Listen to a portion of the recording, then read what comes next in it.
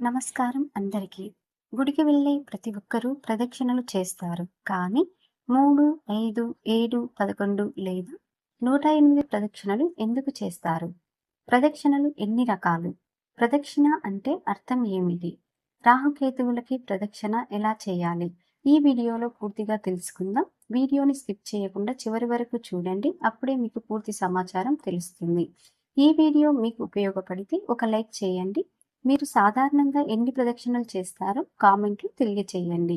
ఇలాంటి ఆధ్యాత్మిక వీడియోల కోసం మా ఛానల్ని సబ్స్క్రైబ్ చేసుకుని బెల్ ఐకాన్ నొక్కండి. ముందుగా ప్రదక్షిణం అంటే ఏమిటో తెలుసుకుందాం. ప్రదక్షిణంలో ప్ర అనే అక్షరం పాపాలకి నాశనం, ద అనగా కోరికలు తీర్చమని, చి అన్న అక్షరం మరుజన్మలో మంచి ఇవ్వమని, న అనగా అజ్ఞానం పారద్రోలి ఆత్మజ్ఞానం ఇవ్వమని.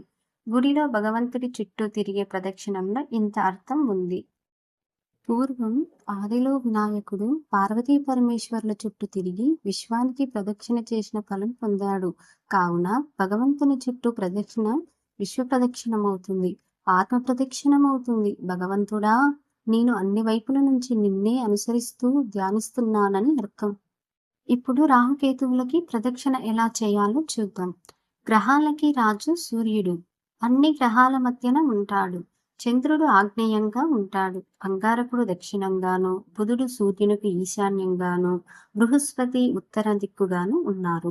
తూర్పున శుక్రుడు ఉంటాడు, పశ్చిమ దిక్కున శనైశ్చరుడు, నైరుతిలో రాహువు, వాయువ్యంలో కేతువు ఉంటారు.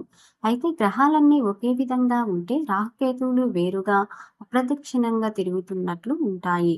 అయినా మనం ఆయా గ్రహాల పూజల ప్రకారమే చేయాలి.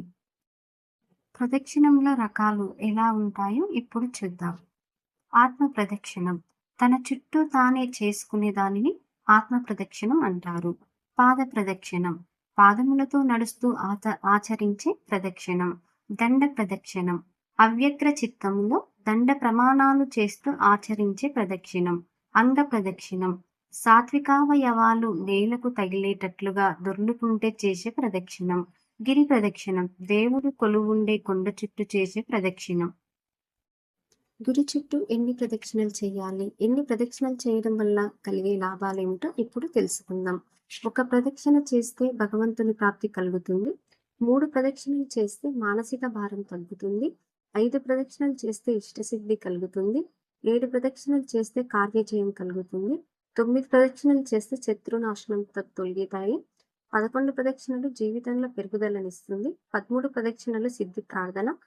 15 ప్రదక్షిణలు ధన ప్రగతి. 17 ప్రదక్షిణలు ధ్యానం అభివృద్ధి. 19 ప్రదక్షిణలు చేస్తే వ్యాధి నివారణ. 21 ప్రదక్షిణలు చేస్తే విద్యాభివృద్ధి కలుగుతుంది. 23 ప్రదక్షిణలు చేస్తే సౌకర్యం కలుగుతుంది. 108 ప్రదక్షిణలు చేస్తే సర్వదోష నివారణ. 208 ప్రదక్షిణలు చేస్తే అదృష్టకరమైన ఫలితాలు కలుగుతాయని నమ్మకం. ఇలాంటి మరిన్ని వీడియోల కోసం మా ఛానల్ని సబ్స్క్రైబ్ చేసుకోండి.